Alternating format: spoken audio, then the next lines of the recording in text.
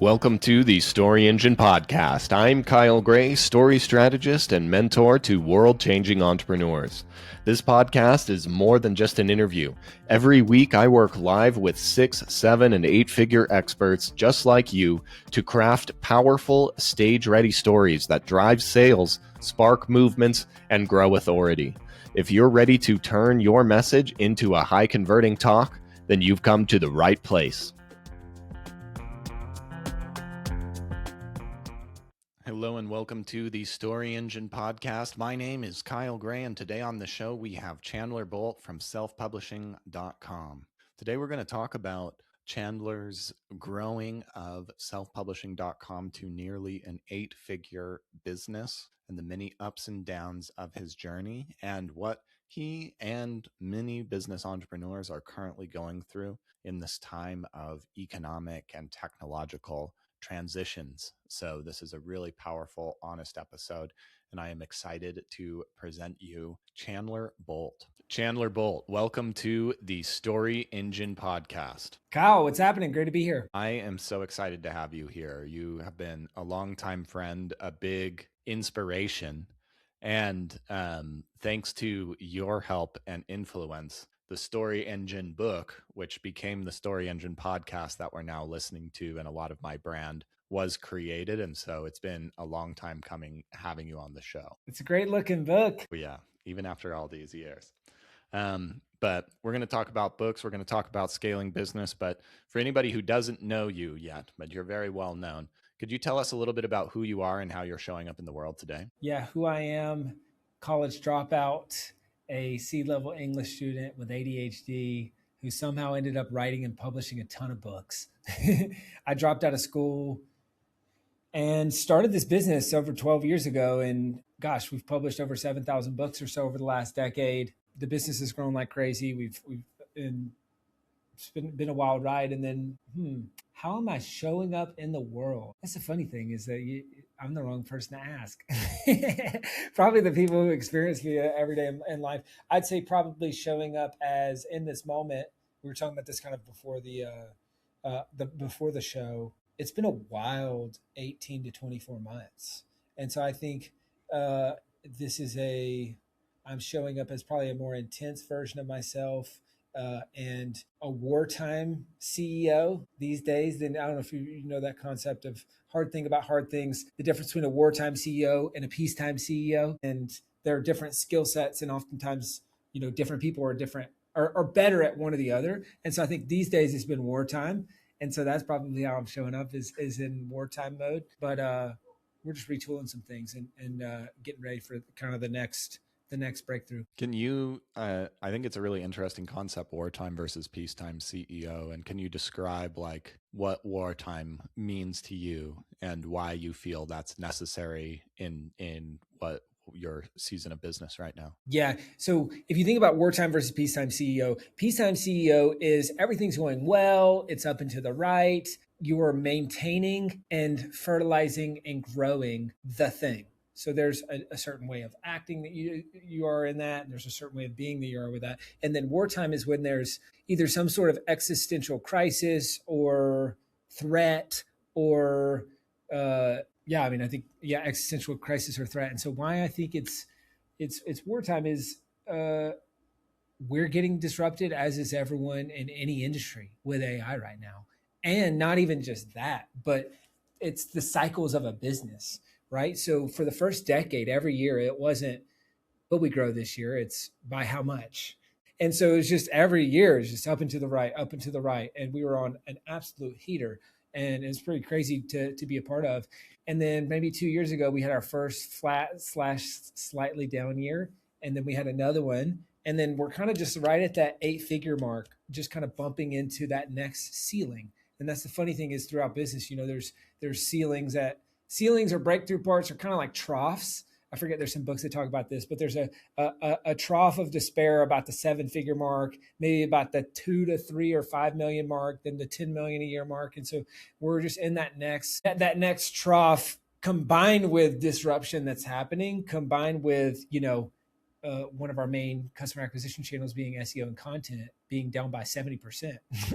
And so then all the other channels got to make up for that. And luckily we've got multiple channels and some others are growing. But so it's just figuring that out. And so who I need to be and how I need to show up is just there's a level of urgency and focus that needs to be had, because otherwise the company is screwed and the people in it are screwed. But so it's kind of just like getting into that mindset, and then also letting the people around you know that, hey, this is what's going on and I'm going to be as transparent as possible, but it's time to go take some ground and pivot quickly. And if we do, and when we do, like we have many times before, we're going to come out on the end of this better because of it, not better in spite of it. Mm-hmm.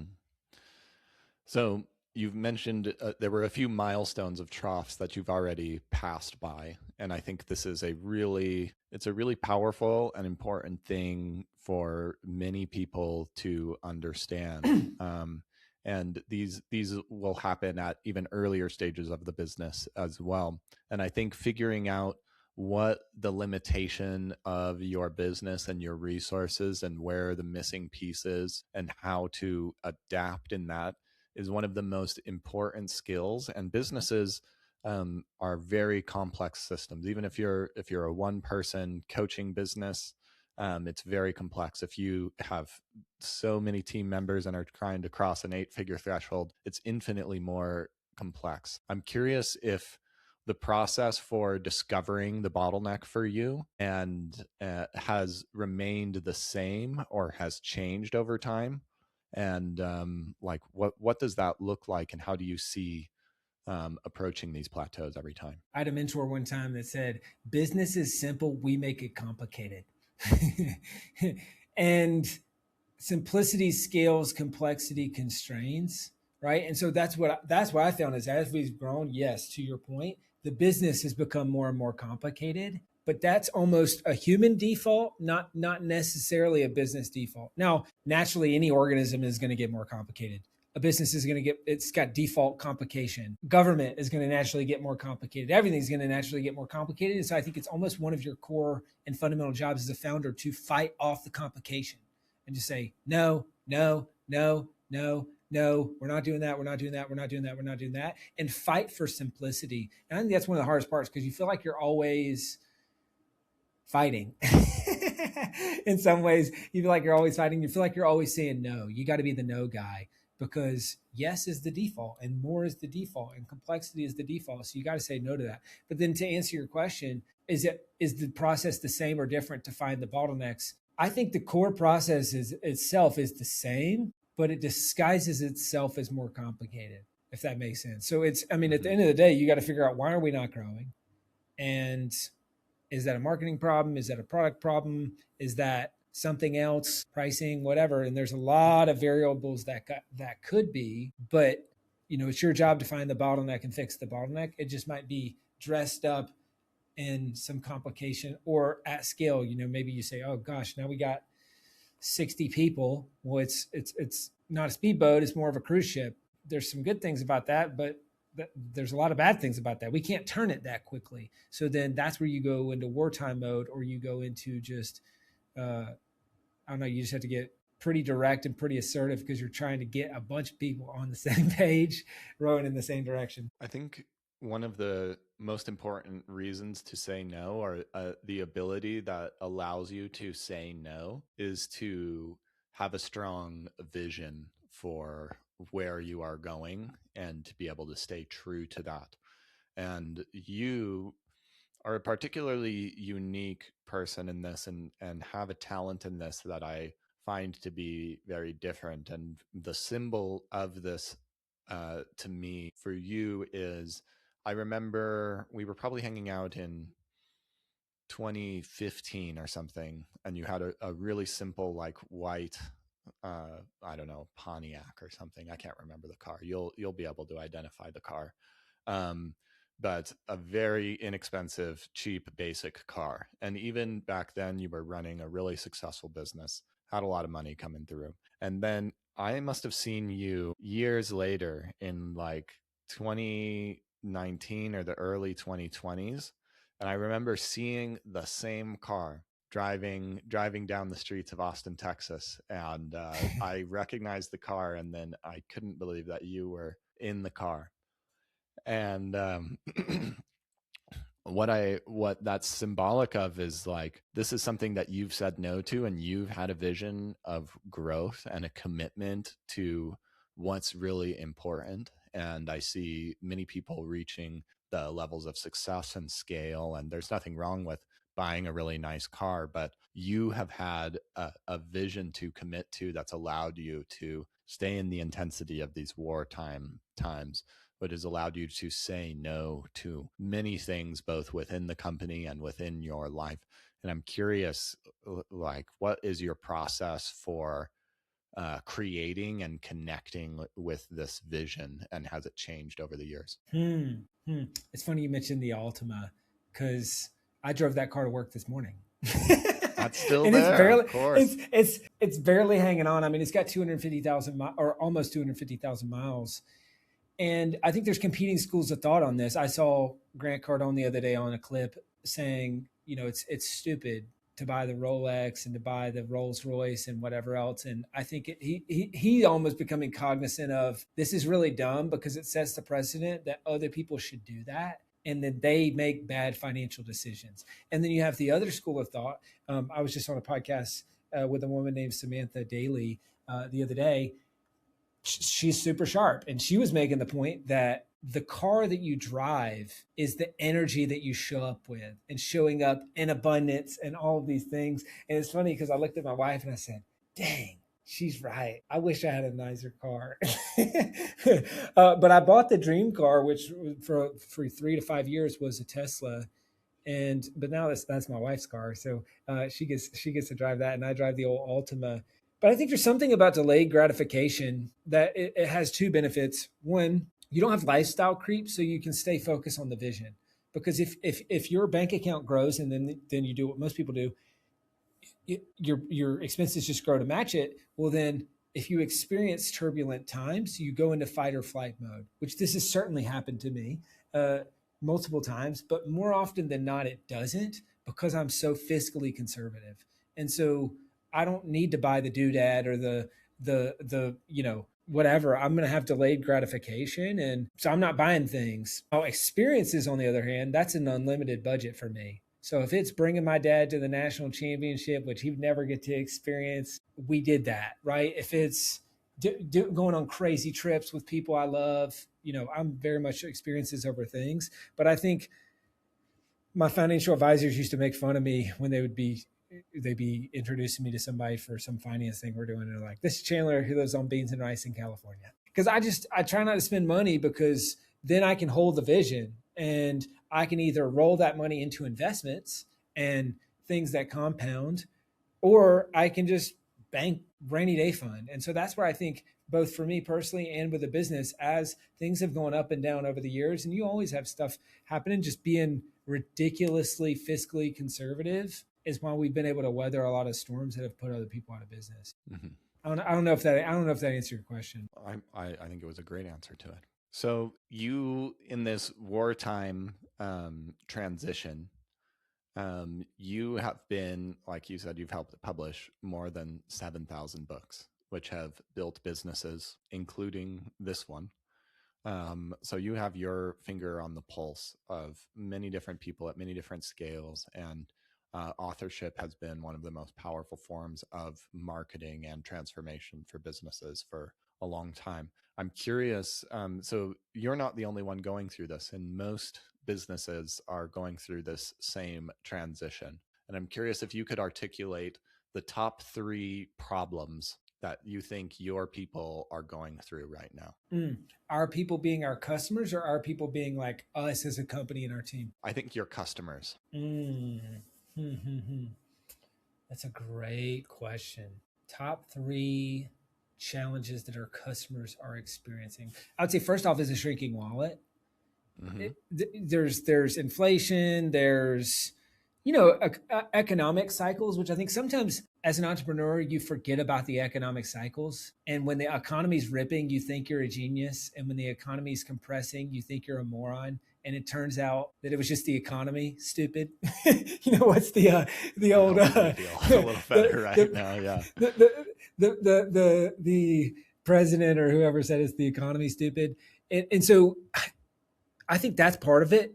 And I am really adamant about this with my team. We never blame the economy and we never blame external factors. Because when you blame external factors, you give your power. And if we start giving our power away, then we're just basically saying, oh, we're a victim. We can't do anything to change this. So internally, we never blame it. But I think it is a very real thing for our customers. It's their wallet shrinking. This is a high ticket service. So, maybe they're when they're giving out free stimulus checks and the PPP checks and unlimited money and printing like crazy, well, then, yeah, everybody's got money. And so everybody's kind of sloshing it around. So I think that's a challenge they're facing. I think secondly, so their wallet's shrinking. I think their costs are going up. And I think thirdly, it's everything's becoming homogenized. So costs are going up. Their costs to acquire customers going up, and their cost of doing business is going up. So that's where we try to say, and I'm just speaking to the business-based customers. We help a lot of different types of customers.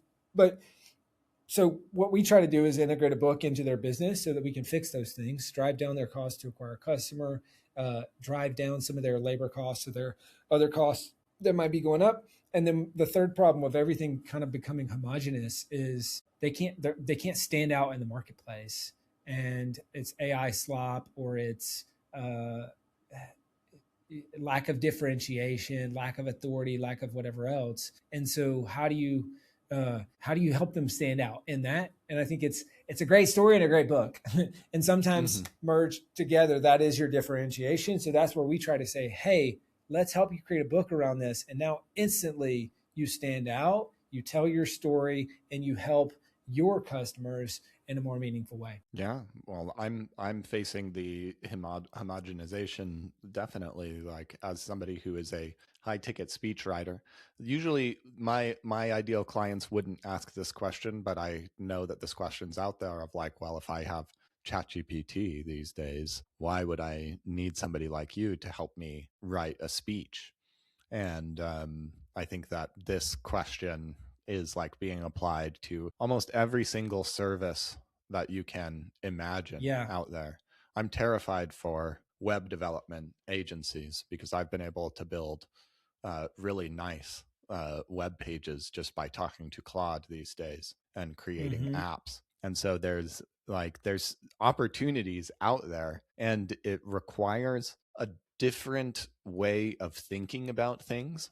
And I think differently, and there's still like ways that other people think that are really good and advantageous in this age that isn't quite how I think about things or see things, that I'm starting to like expand in. But just like what's important is it's hard to know what that is right now. And there's so many things that are shiny to say yes to. Yeah. When I would add something on that, which is I would say, I think we're in an age of how would I say that? I think we're in an era of over optimism around AI and its capabilities.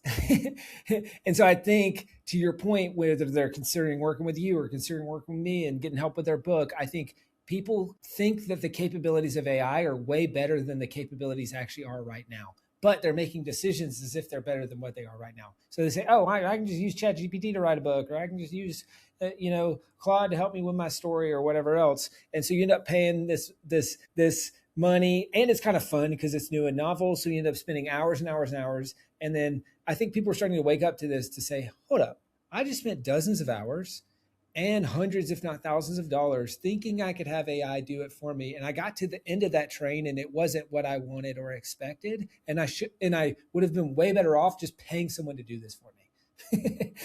And now I think the capabilities are going to catch up. And so that's where I think, at us as business owners, now is the time to innovate, because are we probably losing fringe customers because of it right now? 100%.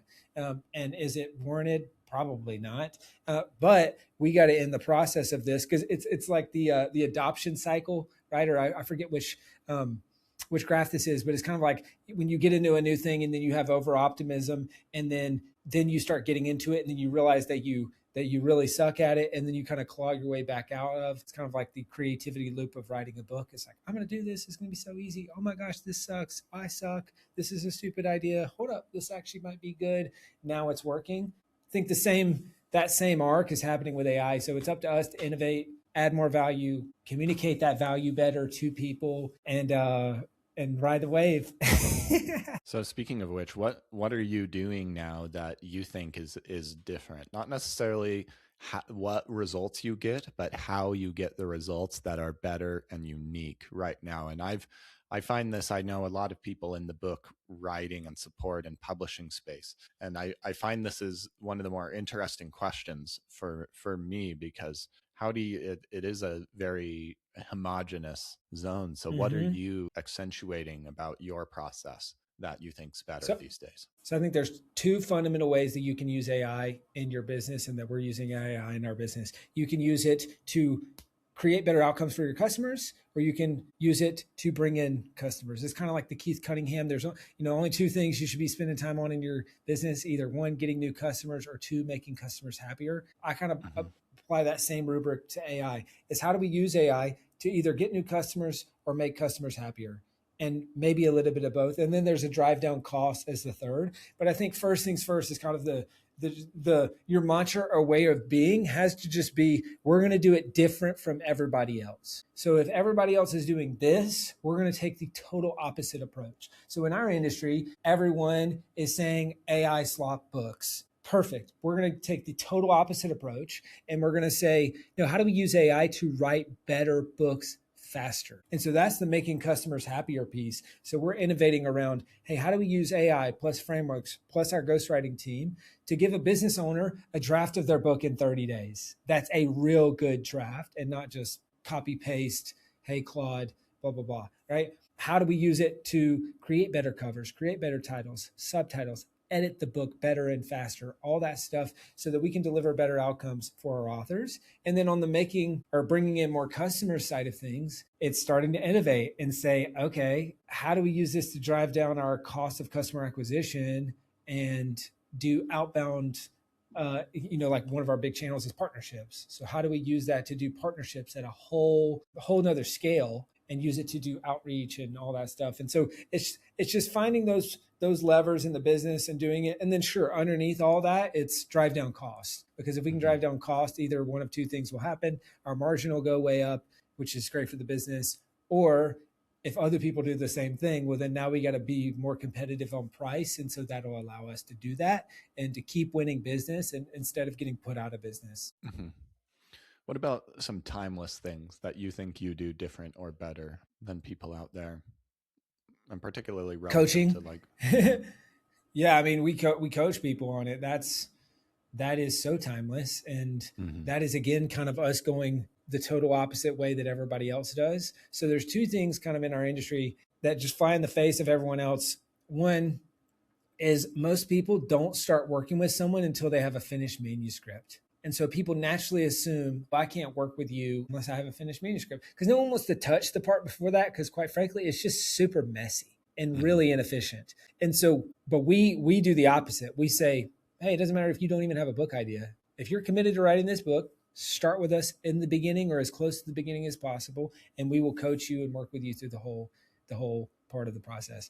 And so that is a major differentiator. Then I would say, secondly, coaching, major differentiator. People are either doing services or an AI bot or course content. So we've kind of always said, hey, our benefit is in our humanness and in the fact that we can do it at scale. And so we coach people, and our coaches have actually done the thing that they're coaching. And then I know I only said two, but I would add a third one on there, which would be, it's almost system enabled humans, if that makes sense. Like we've always been extremely process oriented, and to do things at the scale that we've done, you just have to have great people and great process. But I think we have great people. That's probably one of our biggest superpowers, is the team that we have. They're just really, really talented, good people, they care, they're upbeat, they're genuine, they don't take themselves too seriously. Like there's all the core values and kind of ethos of the business, but then our process enables them to have scale with the authors that we're helping. So I think that is, and I think that's going to even be, so we're very well equipped for some of the AI stuff where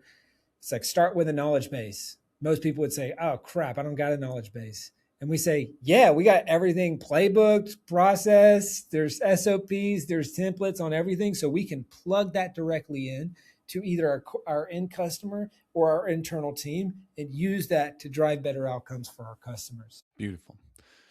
I want to hear about a specific moment in your life, either in these in this last wartime season, or maybe one from earlier where you were experiencing these same things. I want to hear about a specific moment and the experience of the moment, not how you solved the problem, but the shrinking wallet, maybe wanting to blame it on the economy, but also holding yourself to a better standard, costs going up, costs running the business, feeling the pressure of everything being homogenized and difficult to stand out in a marketplace full of competition, and having a difficult time with so many shiny things to say yes to and determining what was important. When have you experienced this?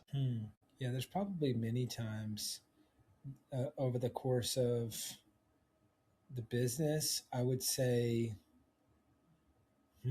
two come to mind. One is when I dropped out of school and I moved halfway across the country to Des Moines, Iowa, and into Dane Maxwell's house.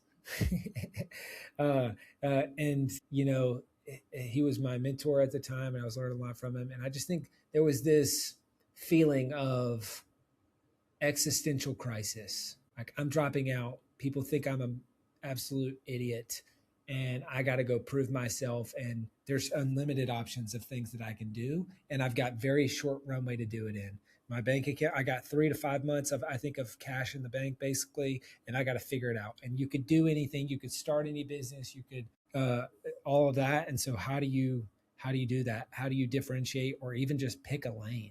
So I think that's one story that comes to mind. And then I think one other moment that comes to mind is right after I bought my business partner out of the business. I went multiple 6 figures in debt. I borrowed money from my parents' retirement, and we had some success with the business, but it was hemorrhaging money. And so there was just this time where I had to figure it out, and I had to make some really hard decisions. I had to go into wartime, and I had to say, all right, I'm going to fire a bunch of people. We're going to change the way that we market. We're going to reinvent ourselves. We're going to just take a fundamentally different approach. And we did that and paid off the debt in 11 months, turned the business around, started growing like crazy. And I mean, we took an us versus them versus traditional publishers. And I think we were just just a bit cowboy-esque. Like we were just kind of going wild because there was no other option. And so I think, I don't know, those two moments really come to mind. Tell me about the moment where it was confirmed that your business partner was bought out. It was done. Where physically were you? Yeah, I was in San Diego, and I remember I was driving home from the mediator's office. And so we had this memorandum of understanding, and I'm in the Altima. Of course. The common thread, the freaking 04 Nissan Altima. It's white. There's a sunroof, which I'll never forget when I got that car in high school. I mean, that was luxury. It was $8,500 or whatever it was. And I don't really come from money. My parents met working night shift at a factory. So, I had friends at my school that had way nicer cars. But for me, it got heated seats. It's got a sunroof and a premium sound system. Which are just like, especially because I come from kind of a musical family, the premium sound system was a really big deal. And the sunroof just felt wild, and leather seats, they're heated. And so I just remember going home from the mediator's office. I got the sunroof back. It's a beautiful San Diego day. I'm pumping music. I'm so excited because I just bought him out. All right. We just negotiated on paper to buy him out. There was only one problem though. I put I put a personal guarantee, and I told him I had the money, and I didn't have the money. And so there was one or two songs of just me pumping music and celebrating. And then I realized, all right, well, I guess it's time to start making some calls. And so I started making some phone calls and borrowed, I think it was either six figures or close to it from my parents' retirement, borrowed money from my brother, borrowed money from Hal Elrod. Those were the three people I borrowed money from. And then I just went to work. And so it's almost, if I'm thinking about it, my best moments in life were when my back was against the wall. It's when I dropped out of school. It's when I moved across the country. It's when I bought him out like that. Yeah. What was your internal dialogue? Um, what was happening in your head, particularly maybe from the songs, and particularly from like those two songs in, the celebration's over. What are you saying to yourself? It's time to prove that you are who you think you are. And I think there was just this feeling of utter joy and also being terrified, because I knew I was going to make the phone calls. And then right after I made the phone calls and I got some yeses, well, then there was, I mean, once your parents' retirement is on the line, it's almost fight or flight. It's like, okay, well, there's no chance I'm losing that. And the outlook doesn't particularly look that great. So I got to really go to work. And yeah, I think it was a combination of all that. Beautiful. Um, Now a moment of opposite frequency. Maybe it's paying off the debt and realizing that debt's all paid off, and you had come through and you'd seen your way through this moment. Or maybe there's another one of really like seeing yourself through. That has to Yeah. be sequential later than this moment. Yeah, exactly. I mean, I would say I'll never forget 11 months later being on, I want to say it was Market Street in San Francisco. So I walked down the street from my apartment that I was living in at the time. I walked into the Wells Fargo and I wired the money to pay off the last remaining debt. And it was, oh my gosh, what a feeling. I've got the picture where I'm in front of the Wells Fargo with a piece of paper, and I made a post of, it's almost like the Dave Ramsey, I'm debt free. It just felt like a weight was totally lifted, and it felt like a culmination of all this work for years. And where the finish line was kind of, and not that it was a finish line, but the finish line kept being moved, which was the moment where I finally started making money. And I kept thinking like, oh, I'm about like a month away from making money. And then finally that was the moment where I said, okay, I've at least paid off all my debt and the business is on a really good trajectory now. Now I'm finally going to be in the clear. So that was a big moment. All right, Chandler, are you ready to hear your story? Let's go. I know everybody out there listening to this and tuning in right now, you feel like you're at a major turning point, because we all are. There's so many things happening right now, from ups and downs and uncertainty in the economy, massive changes in technology, and it's forcing us to move in directions and look in directions that we've maybe never considered before. And I've been there so many times in my business. I can remember more than a decade ago, right after I had bought out my business, I had a contentious challenge with my business partner, and I needed to make some really difficult decisions in order to keep what has become the greatest work of my life alive. And I can remember that one evening, driving home from the mediator, having an agreement. I bought out my business. I can remember driving in my Altima, the same car that I've had since high school, sunroof open, sound system blasting. The first two songs, victory bangers. I'm feeling good, feeling the warmth of the sun, air brushing through my hair. And then the volume comes down on the second one and a problem starts to arise. I'd put a personal guarantee, and I told my previous business partner I had all the money, but I didn't. And I can remember in the silence between the songs, hearing that inner voice saying, it's time to prove who you are, or you are who you think you are. And I felt joy mixed with terror, as this was the biggest challenge I had faced at that moment. I start making some calls and borrowing some money. I borrowed more than six figures from my parents' retirement accounts, and I knew that I couldn't fail. But my business was hemorrhaging money at the time. I had to make some really hard decisions, and I had to totally transform how I was going to approach myself and my business in the market. I had to reinvent myself.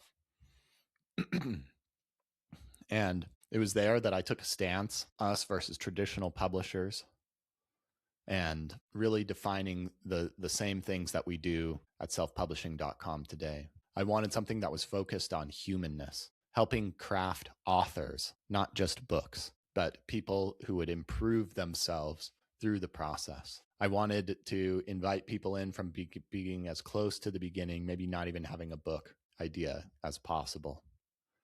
And I wanted my systems inside my business to enable all of my people to be doing their best job and their best work. And 11 months later, I can remember, after a lot of costly and painful mistakes, walking down Market Street in San Francisco, stepping into the Wells Fargo building, and wiring money to pay off my last remaining debt, taking a picture with a piece of paper in front of Wells Fargo on a piece of paper, and just knowing how far I had come. And I look back on this moment with hope, because I find myself in a similar stretch right now. And I know a lot of you are right there with me. And it's taken a vision and a commitment to myself and to all of you, you creators, you entrepreneurs, you visionaries who have stories to tell, who have things to share. And I know that it's just as uncertain and just as challenging for all of you out there. I'm reinventing myself and my business, not just to stay alive or to stay in the game, but to continue to serve the thousands of people just like the ones that we have served, so we can all create a future of abundance and impact together. And so I hope we can all be celebrating on the other side of this as we learn together. And that's why I hope you'll join me at selfpublishing.com. Let's go. I love it, man. That's cool. I was literally getting chills as you were sharing that. Good. That's powerful. You deserve it. Yeah, you've been putting in a lot. And I'm glad I could support you and uplift you in this big moment for you. What a gift. Thank you. Thank you. So Chandler, we're just about at time. Do you have any closing thoughts for us today, and where can we go to learn more about you? I love it. My closing thoughts would be inspired by that story you just shared, which is your greatest struggles plant the seeds of your biggest victories. And so if you're going through something really challenging right now, or if you're struggling with a thing, just know that in my life, on the other side of that, every time, which is so hard to remember it when you're in it, it's easy to remember it after the fact, because you look back and you say, oh my gosh, that moment when I was at the low, that allowed me to learn the lesson that I needed to, that allowed me to meet the person that I needed to meet, that allowed me to become the person that I needed to become to achieve the goal or to get to the place that I wanted to be, right? And so as you shared that story, it made me think of that, is every big moment that in my life was actually in the moment, the lowest moments of my life.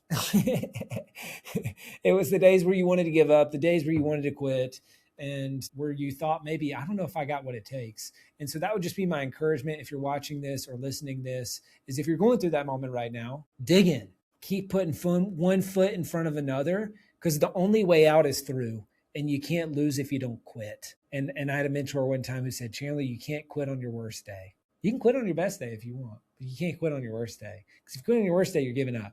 If you quit on your best day, you're making an active choice for hopefully for something better that's more aligned with who you are and where you want to go, right? So that'd be my encouragement to folks is keep going, keep going, keep going.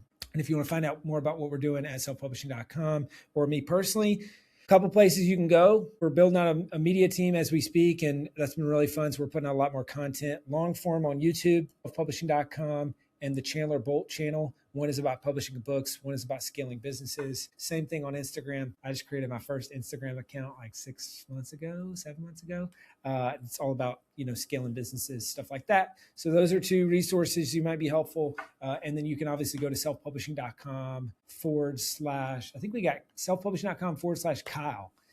If you want to go chat with our team and about your book and what you're working on and all that good stuff. And just as a personal plug, again, I've mentioned this a little bit on the show, but the Story Engine and several of my other books would not have been possible without selfpublishing.com, without your influence, without your brilliance. And it truly did open up a new world and a new level of business that has created a foundation for me. So I can't thank you enough. And anybody listening in, I highly recommend going to that link. We'll have it in the show notes. Go check it out.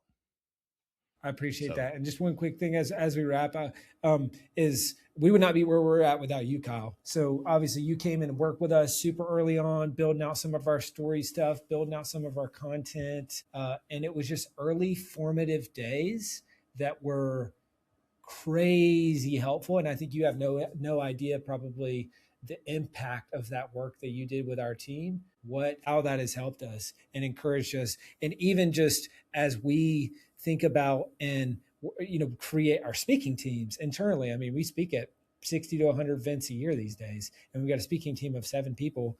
A lot of the stuff that I do in my talks and a lot of the stuff that we teach our own speakers is about integrating story. And it's about stuff that we learn from you, stuff that we learn from Pat Quinn and Pete Vargas, and just you guys just like all when we were working together. So it's really powerful, man. And it's been a massive, massive, massive help. So I appreciate you. It's my honor. Well, Chandler, thank you so much for joining us on the Story Engine podcast.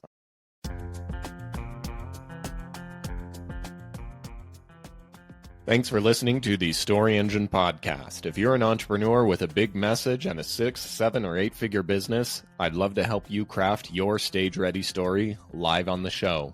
Apply to be a guest at thestoryengine.co/guest. And if you enjoyed this episode, share it with a friend, leave a review, and hit subscribe. Because together, we are amplifying voices that change the world, one powerful story at a time. I'm Kyle Gray. Thanks again, and I'll see you next time.